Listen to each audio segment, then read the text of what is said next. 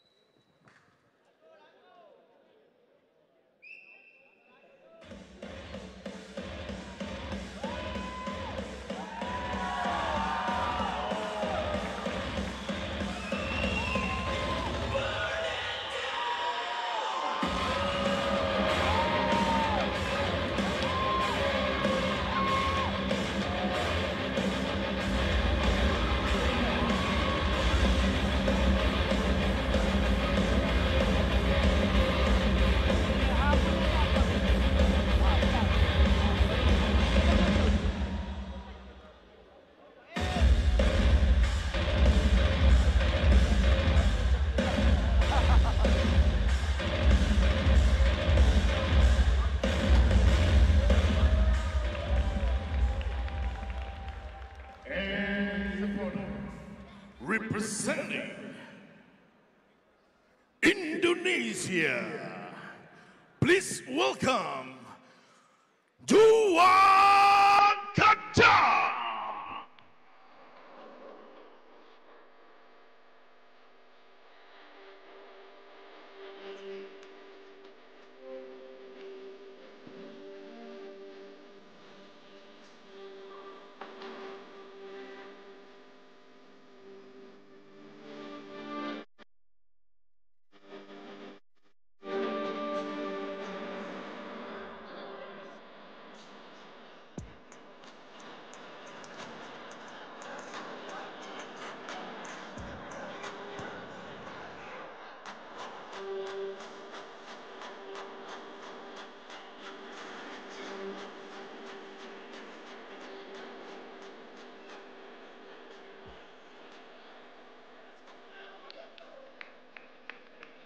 Mungkin masalah tadi lagu tadi keluar.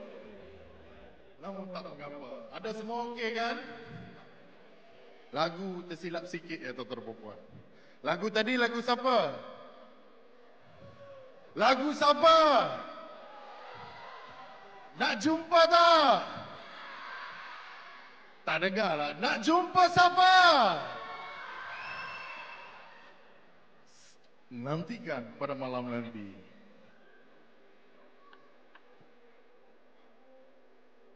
Untuk maklumat tuan-tuan dan puan, kejohanan pada kali ini telah dianjurkan oleh Kelab Muay Thai Pahlawan.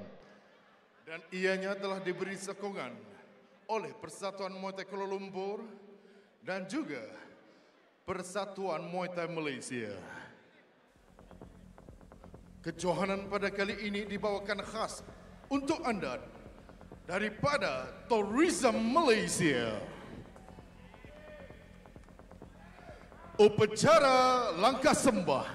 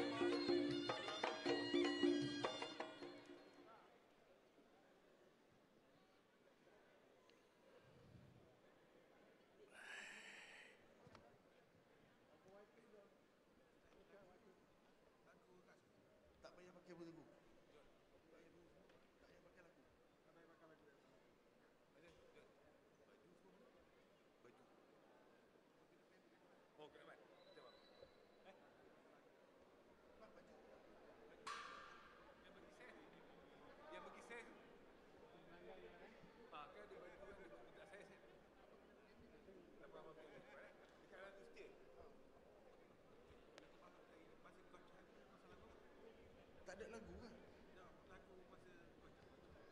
Tak ada lagu.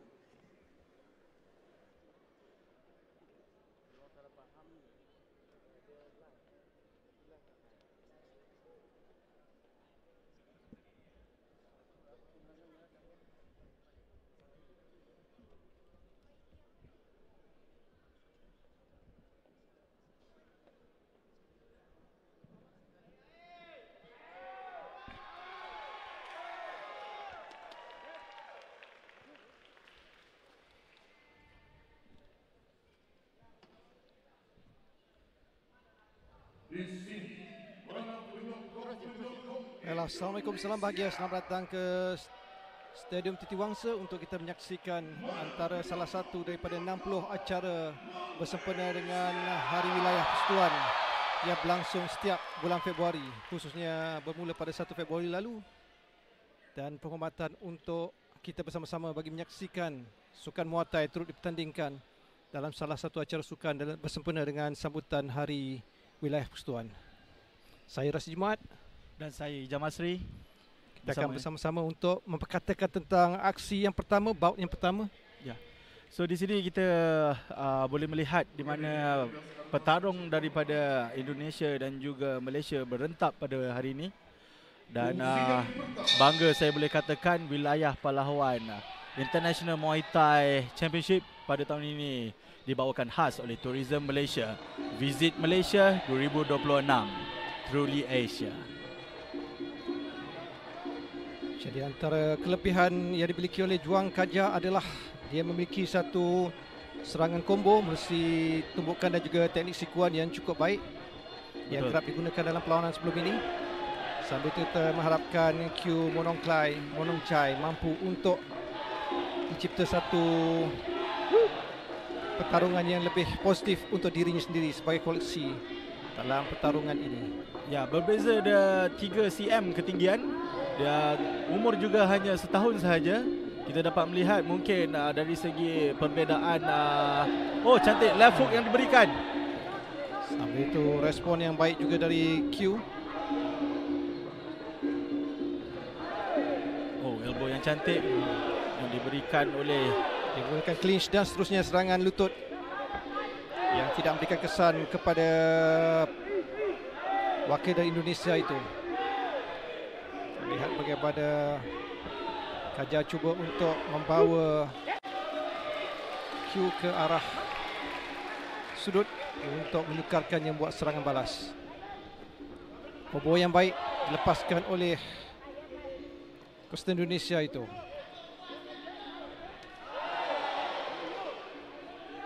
Jika kita lihat peserta daripada Indonesia ini tidak kurang kerasnya juga bertemu dengan Q Mongklon Thai, walaupun bendera Malaysia tapi dia daripada Thailand.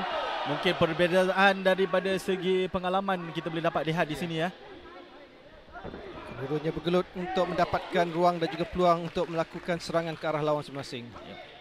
Ini camp daripada Dragon Muay Thai. Apa yang saya fahamkan di mana poin dari segi tumbukan kurang sikit di dalam Muay Thai untuk penonton-penonton di luar sana. Dia banyak kicking dan juga lutut jika diberikan poin yang lebih tinggi selain daripada elbow. Counter yang baik dilakukan oleh Mongklon Chai. Dan bagaimana dia cuba untuk menguasai lawannya dengan melakukan clinch sambil disusuli dengan serangan lutut. Ya, sedikit sebanyak kita dapat lihat Kuan Juang Kaja tidak dapat bermain di dalam sudut clinch ya. Di mana walaupun dia cuba melakukan clinch tapi banyak serangan yang diberikan oleh sudut merah.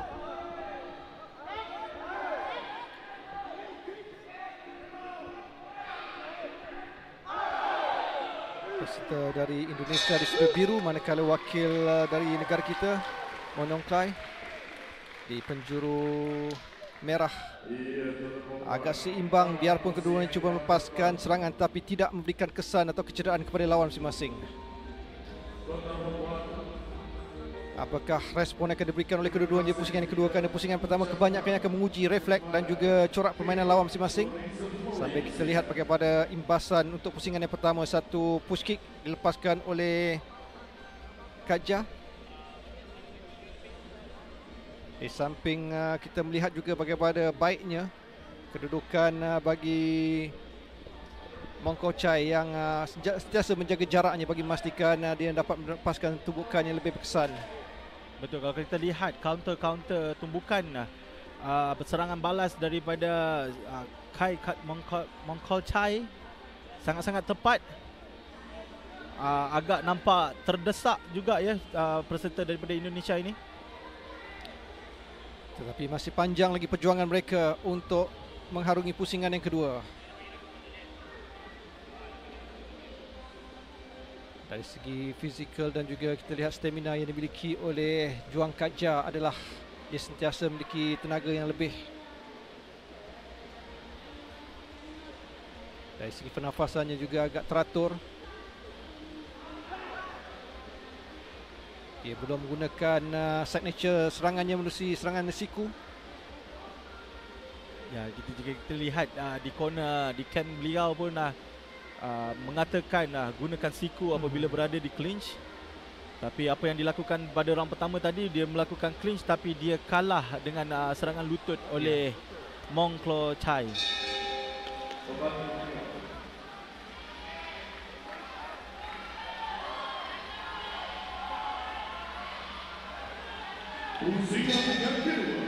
Jadi pusingan kedua akan bermula 3 minit.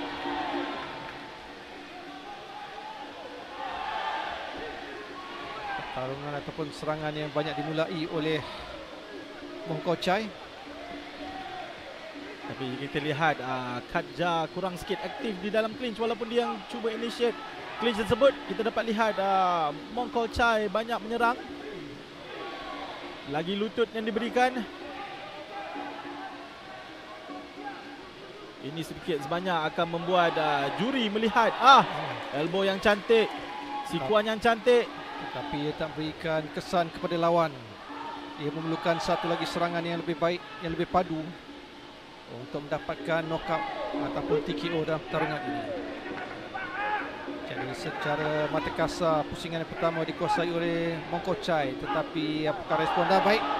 Satu overhand yang dilepaskan oleh Juang Kaja tepat ke arah muka, tetapi ia tidak memberikan kesan kepada Mong Klo Chai. Betul kata Razdi tadi, mungkin dari segi stamina lebih kepada Kaja, tapi Mong Klo Chai lebih taktikal. Dia lebih agresif, lebih bijak menganjakkan dirinya dari keadaan clinch ini untuk mengelak dari serangan lutut yang bakal dilepaskan oleh Juang Kaja. Dan lihat bagaimana serangan lutut yang baik dilepaskan oleh Mong Klo Chai. Ya, jika kita lihat walaupun kita nampak Kaja yang cuba untuk melakukan clinch, tapi positioning yang cantik daripada Mong Klo Chai yang membuatkan sikuan yang baik. Dua kali siku. Namun dia tidak memberikan kesan kepada lawannya. Dan dengan serangan lutut yang baik, ia mungkin boleh mendatang kecederaan kepada Juang Kaja. Jadi semakin agresif tindakan dari Mong Klo Chai. Tapi bijak juga Kaja tidak memberi luang kepada Mong Klo Chai untuk melakukan sikuan. Dia sentiasa merapatkan badannya bagi tidak memberikan ruang yang selesa untuk Mong Klo Chai melakukan sebarang serangan. Dalam keadaan rapat adalah serangan siku cukup efektif dan cukup berkesan untuk menumbangkan lawan. Baik tindakan dari Mong Klo Chai. Serangan lutut dan juga disusuli dengan sikuan. Kedua-duanya melepaskan serangan siku. Juang Kaja cuba untuk menggunakan bahunya menolak lawan ke arah penjuru. Peserta daripada sudut merah nampak sedikit penat. Tetapi bagi saya, di mata saya, round pertama dan round kedua dimiliki olehnya kerana lebih serangan-serangan yang lebih efektif. Bagi Juang Kaja, dia hanya memerlukan satu ruang dan juga satu peluang yang lebih tepat untuk mengubah keputusan dua pusingan awal ini. Berbagi keduanya bergelut untuk mendapatkan ruang dan juga serangan, dan loceng telah dibunyikan untuk melengkapkan 6 minit pertarungan dua pusingan. Jadi di atas kertas kelebihan dimiliki oleh Mong Klo Chai.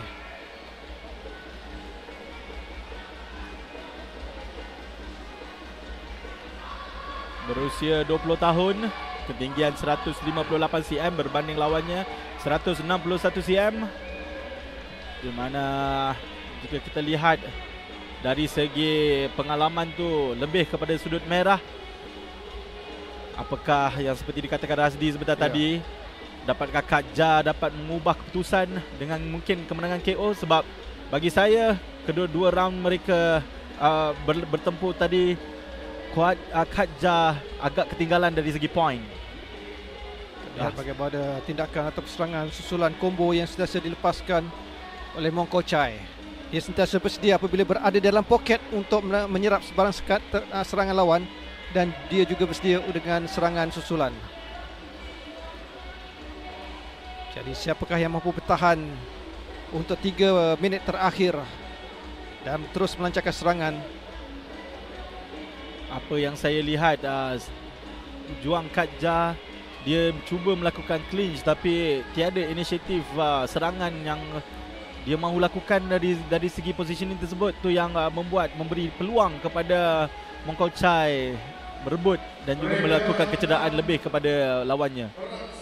Jadi 3 pusingan yang terakhir, 3 minit terakhir adalah cukup penting untuk Juang Katja mengubah keputusan 2 pusingan terdahulu.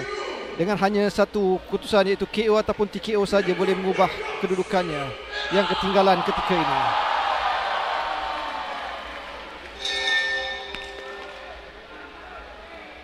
Pusingan terakhir untuk bout pertama wilayah pahlawan Muay Thai International Championship yang dibawakan khas oleh Tourism Malaysia. Visit Malaysia 2026, Malaysia through the Asia.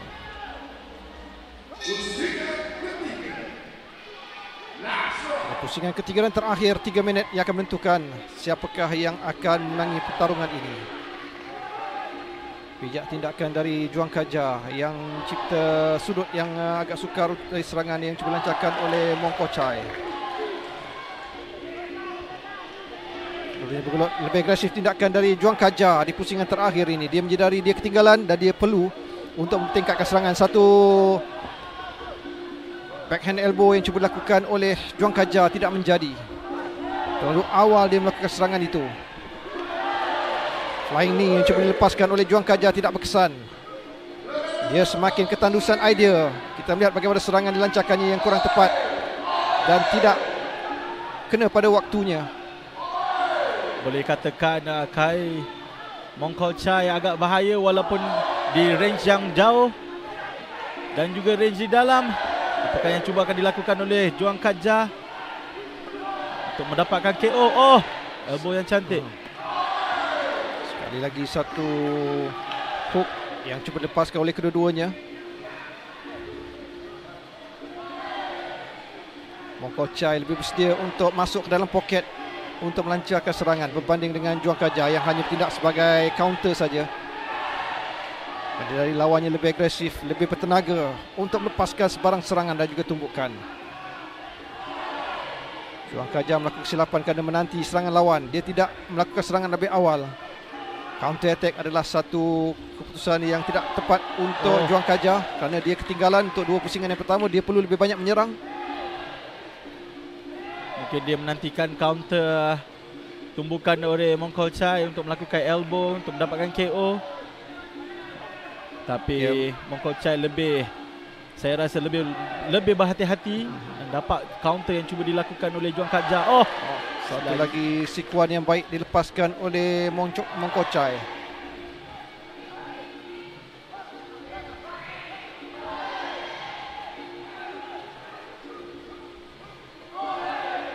Body shot dari Mong Kok Chai tidak tepat. Kedua-duanya cuba untuk mendapatkan serangan lebih kesan. Satu hook yang baik dari Juang Katja. Tumbukan tangan kanannya yang tepat ke arah muka lawan tetapi tidak memberikan kesan. Lihat bagaimana Juang Katja dari 20 saat yang terakhir dia perlu untuk menggerakkan tenaga dan juga menggunakan segala kudrat yang ada untuk melepaskan serangan yang lebih tepat dan juga lebih padu bagi menumbangkan lawan. Kerana seandainya tidak ada sebarang keputusan knockout ataupun TKO, kedudukan ataupun kelebihan dimiliki oleh Mong Kok Chai. Jadi berakhir 9 minit pertarungan ini. 3 pusingan telah pun dilengkapkan oleh kedua-dua petarung ini. Jadi kita menantikan scorecard siapakah yang akan menangi bout yang pertama.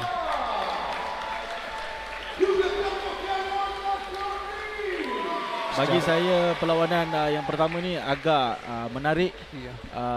Boleh dikatakan tidak boring, tidak bosan, di mana kedua-dua melakukan serangan yang bertubi-tubi. Sayang sekali tadi spinning back elbow yang cuba dilakukan oleh Juang Katja tidak tepat. Kerana waktu itu Mong Kok Chai tidak mara ke depan. Seandainya keadaan itu berlaku, mungkin kesan yang lebih berbeza dalam pertarungan ini. Mari kita nantikan keputusan. Lusi kiraan mata. Setelah tamat 3 pusingan, dengan ini memberikan kemenangan kepada Sudut Hai Moncoklai dinobatkan selaku pemenang untuk menewaskan lawannya menerusi kiraan mata. Jadi satu kejayaan yang manis untuk Mongkochai, mencipta kejuaraan ataupun kemenangan bagi melebarkan rekod kemenangannya di pentas antarabangsa. Kerana ini adalah pertandingan di pentas antarabangsa, jadi wajar ia mencipta kemenangan bagi meningkatkan reputasinya selaku antara petarung yang akan disegani dalam sukan Muay Thai ini. Mari kita memperkatakan perlawanan yang selepas ini, di mana bab Super 4 yang pertama, Kabilan Jeleven daripada Rentap Muay Thai Gym bertemu dengan Fadil daripada Selendang Kuning. Ini lihat agak beza corak permainan dilakukan oleh Kaja kerana dia menjadi ketinggalan. Dia mula mengorak segala teknik yang ada. Terlihat bagaimana spinning back elbow yang cuba lakukannya tidak berkesan dan dia cuba melakukan tip untuk menjatuhkan lawan. Jika kita lihat pada awal-awal round, Mongkochai agak agresif dengan melakukan sikuannya.